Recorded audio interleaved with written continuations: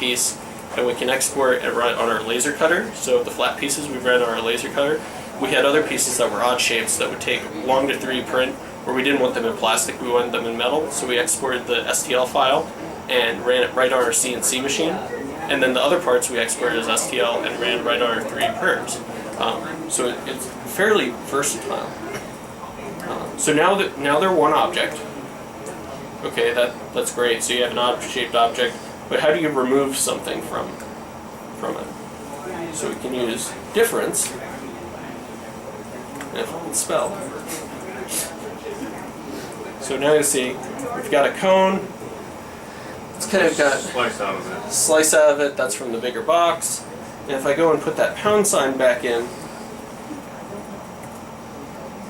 you can see what it's actually removing from the object.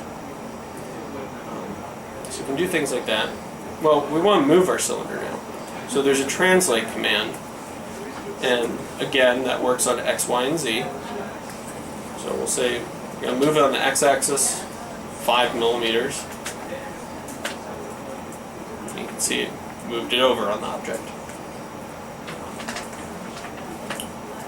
You can define variables. So we can say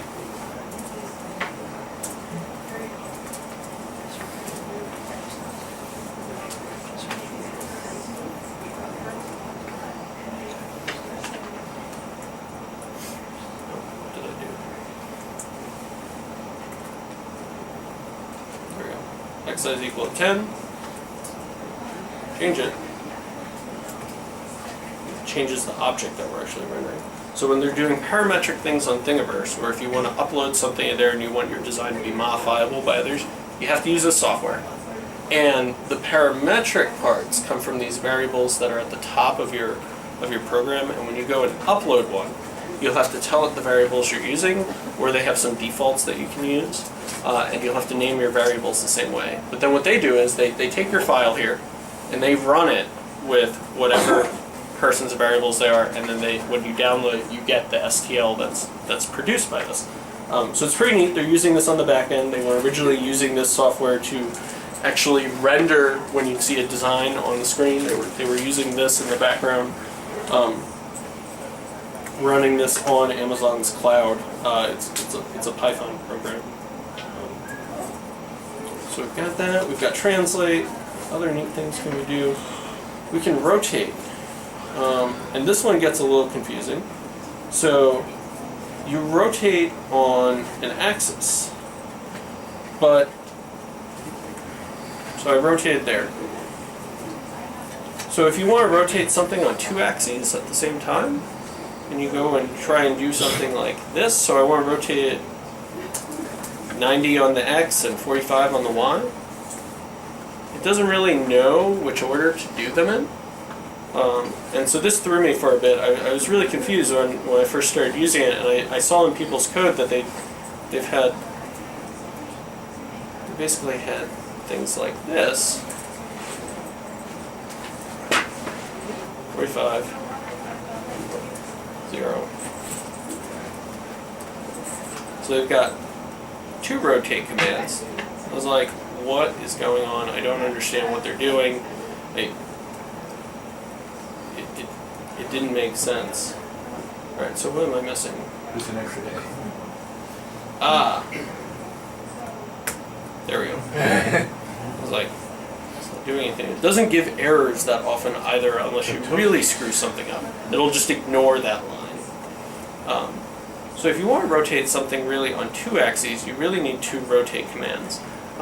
If you're familiar with like 3D rendering software like the OpenGL pipeline, this is very similar to there. If you go and basically rotate the camera that you're viewing from, it tries to do both motions at the one time, and you end up with these really funky angles for your rendering perspective. This is all based on OpenGL in the background, so if you're using on a computer like this one that doesn't have native OpenGL support, because it's fairly old or doesn't support the latest extensions rather, it will be very slow to render. So when I tell it to render anything complex, this will take quite a while. This is not a complex object, so a few seconds. So we've got that. We've got rotation, we've got cylinder, we've got cubes, we've got unions. They've got a bunch of examples there. let's find one that has loops. So you'll see a lot of people do modules. So comments are slashes in front of the line.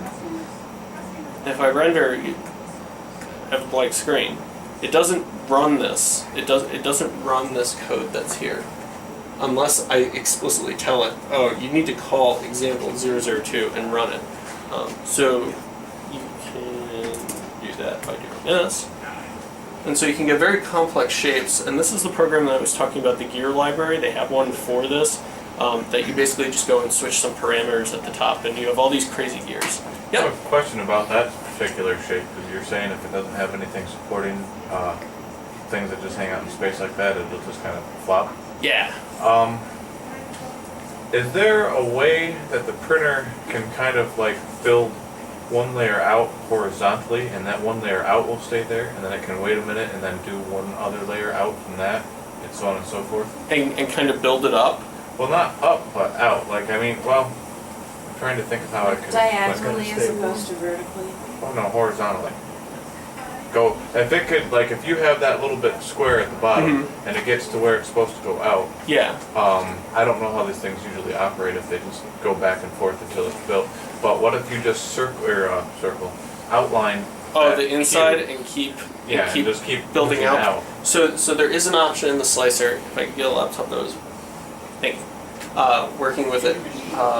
Basically, you tell it, do you want to do the outer perimeter first, the inner perimeter, or the infill first? And you can tell it which order to do those. Okay. And so you could say, do the inner perimeter first there, and so it'd go around the cube, and then try and do the infill. The problem with that is you don't really have control over, you can tell it some ways to do the infill, but most of the time if you tell it like 100% infill, it's just going to go back and forth. It's not smart enough to do loops around.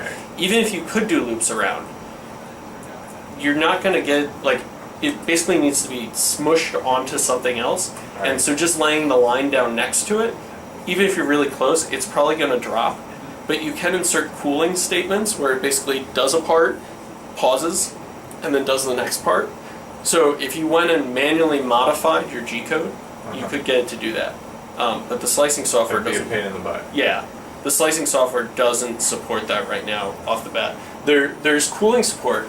So one of the problems, so if I printed this and I didn't have this part on the bottom, or I use support, as I get to the top, it takes less and less time for each layer, but you're still putting them down at the same heat. So you've got this really hot object sitting there, which is still kind of melty, and you go and put another object on top of it that's smaller. All of a sudden you're trying to make like a cone. The top of the object gets very goopy, and like, because the layers below aren't hardened yet, and you're forcing more plastic on top of it, and it kind of melts down. So there's a cooling setting, you enable cooling, and all of the slicers support now Replicator G, Makerware. And so what it does is it prints a layer, pauses, basically it'll either slow down a layer to a minimum threshold. So you say, oh, I want you to normally print at say 100 millimeters a second, but when you get to these upper layers, I want to slow down. So take your time, because I know it's going to take a while for the layer below to cool. So run it, say, all the way down to 15 millimeters a second, attempting to get the layer size to take, say, longer than 10 seconds a layer, because you know it'll cool after that. If you can't hit that, after you've done the layer, move off to the side, pause, don't do anything else till that timer elapses, and then go and do the next layer, and that prevents like the blobbing. But you can't really tell it, like, don't do anything here. But the support it prints like a scaffolding. Either some of them do like tiny little towers that are large enough to support things. Some of them will print like a whole hex grid. But you can clean them right off fairly easy, even if they're in the same material. Usually just a knife will take it, like a utility knife will take it off. Couldn't you print that upside down? So like this, the only issue I'd have with this is these holes here. So it will print fine up until here. Those are like less than 45-degree angles, so that should print fine too. But when I get to here, this first layer, if I don't use support, it's going to kind of sag. It'll attempt to stretch it. So there's some of the slicers support a stretch option, but some just do it by normal. They'll know that this is a really long part, and if it's within a threshold, it'll attempt to go much faster and kind of stretch plastic across. You'll have some drooping, but not a lot, and then you can clean that off. Is that different than for that hole and printing at the other side out? So if I print this side up, you're going to have the same issue with that hole, but you'll also have the support issue underneath. I have another question. Yeah. What is that piece there that your laptop is parked on? This is a vinyl cutter. Okay. There was a class last night, and I think there's some other classes either later today or tomorrow, and they cut the vinyl that we have back here. And then you can peel that off and stick that on things. Okay. This is I3 Detroit's. Right. So I wasn't sure if that was related at all or not. no, it is not. So it doesn't look like he's got that up. So Then we got to the, from the STL to G code. yeah, so STL to G code. So we go and we grab design. Oh, in this I have to render first. So if you're using SketchUp, SketchUp, the free version, doesn't support to STL natively. If you pay for the pro version, which I think is like $150, then it exports to STL natively. There's a ton of plugins for SketchUp though that will export to STL for free. You Okay. download them, you drop a file in the directory, and then under the export menu there, you'll get an STL option. So I've got an STL file here. I hit save.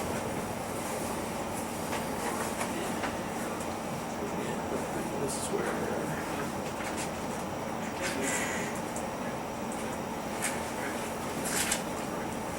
Replicator. So this one. So this is where you bring your slicer into play. So you've got your STL file. So we're going to use Replicator here, but they're all fairly similar. Slicer, basically you load the STL, you have all your settings for the printer preset, and then you hit export. If you're buying a printer, most of them have settings files available for some of the slicers. If you've built your own, expect to do a lot of reading. We built our own in probably 2 to 3 months of tuning and figuring out what every slicer setting did. So it's really awesome if you want to build your own. It's a rewarding experience. I got very frustrated at the tuning phase. Spent hours reading and it just seemed like it didn't do what you expected. We print lots of test cubes. Yeah, the problem with computers is they do what you ask them to do and not what you want them to do. So Replicator G is kind of nice in that it lets you see the object and where it thinks it's going to place it based on your build platform. So it's going to try to print this guy below the build platform. I assure you that will not work. But it thinks it can. So you can say move and put on platform. The other two slicers, Slicer and Kiss Slicer, they're a bit more intelligent. They will actually move it up and center it. So if I should move it there. So I move, I center. In here, so if you really want to tweak your slicing, you can go under Edit Slicing, and so we'll say Edit the default. So normally, once you get this set up, I recommend you don't touch it. You leave it set up. You only ever have to override a few settings, and the Generate G code does it. So this is using an old version of Slicer in here. So we've got print settings on the side. This is layer height. So this is going to print a 0.1 millimeter layer by layer. That's fairly small. Like I said, if your nozzle is 0.35, it's going to either be stretchy or going slower there. So you can boost that up. Perimeters, how many times around the outside you want to go. Solid layers on the bottom and the top. How many solid layers do you want in your object? 1 is not going to be very strong, kind of see-through. 2 is probably okay. 3 you're really safe. Fill patterns, when I was talking about infill earlier, when you asked like, can it go around the outside? Right. That's not an option here. So rectilinear, it prints squares. It can do lines where it just goes back and forth. It can do concentric. Yeah. What do you mean by print squares? So when you were saying like support for the horizontal layer, like could it go around the outside and wait cool? Like that's not an option here. And that's why you'd have to do that manually or write your own fill to do that. Right. So but I mean, when you say it prints squares, what do you? What Oh, exactly do you mean? so the rectilinear. So what it'll do is, so if you have a square like this that you're trying to print, when it does the inside, it's going to print a line across, and it's going to move down a little, print a line across, and then come back and kind of make a grid pattern inside. Where it's so this is not a totally full object. This is only going to be 40% full. So anywhere it's infill, it's going to leave this grid of squares. And they'll all line up and they'll stack up and they'll make your object really solid, but you're not wasting plastic and you're not wasting time. Gotcha. But it's not totally full. The rest of the settings you usually don't have to touch, just perimeters and things. Printer and filament, this is where nozzle diameters come into play. Print speeds usually set default for the printers. Old things like MakerBot cupcakes, 30 millimeters a second, 45 millimeters a second. New things like the Replicator 2, they're like 130 millimeters a second. I think 150 at like a high-speed draft setting where it may not be that nice looking. And they sell some like, I'm trying to think it's basically a print head at the top. The print head moves on 2 axes. That one can go like, I want to say it's at like 190 or 195 a second. So you're printing a big object. Our new printer is 450 millimeters by 450 millimeters by 450 millimeters square. If we print that at the highest setting for our new printer, it will take 12 days to print a 1/2 meter cube, completely full. So you probably don't want to use this for big objects. It's gonna take a lot of filament. Yeah, and that's where the filament extruders come into play. The pelletized filament, way cheaper than buying the stranded filament. It's almost 10 times the cost to buy the strands of filament versus buying the pellets of ABS. That was another question. Where do you buy it? So the pellets, Either. so there's a lot of vendors right now that sell like 3D filament online, and you can look, but they're usually kind of pricey because they're marking it up because they know people will be like, oh, 3D printer filament, this is what I want. But you can actually look for welding rod if you're using ABS because the original 3D printer filament was just welding rod. So a lot of like industrial supply places will have lengths of 3 millimeter filament because that was the size for basically welding, for plastic welding. Yeah. And you can use that. It's the same thing. And the new print heads are good enough that they, even if it's not consistent size and diameter, it kind of handles it. It's no problem. If you want to buy the pellets, you almost have to go to an industrial supply place. Most of the 3D printer ink, or like even on Amazon, if you search like 3D printers, they don't sell the pellets yet because not many people are using them. So you've got all that. You've set everything. And I gloss over that because ideally, if you're buying a printer or you're buying a kit, you should never have to look at that or tweak any of those settings. Use what they have. You can go and touch them if you want to, but usually someone's already figured out. Yeah, like you're going down a bad path. We have like 2 minutes. Yep. So that's still saving. So I just press generate G code, and that's it. And so after it's generated, you run it on your printer control software, whatever you have, whatever printer you have. If you're connected to a MakerBot, it's as simple as pressing this button up here, the build button. If other printers use different printer control software, but basically they take the G code from here, it's a text file, and they run it. And they don't do anything else. And a lot of the printers, you can even load the G code file on an SD card, and it runs. You pick the G code file on the menu on the front of the printer, and you have a print. So that's it. So you shouldn't spend time in here. You shouldn't spend time in your print control software. You should spend it all in the modeling software up front. What was the name of the modeling software again that you were using? So we showed SketchUp first, and then I showed OpenSCAD. OPENSCAD, and I believe it's openscad.org. The website looks kind of odd. It's pretty plain, actually. But the documentation's really in-depth. And there's tons of examples, and you can find a lot of things on Thingiverse that they're for OpenSCAD. So, any other questions? Good job. I liked it. Thank you.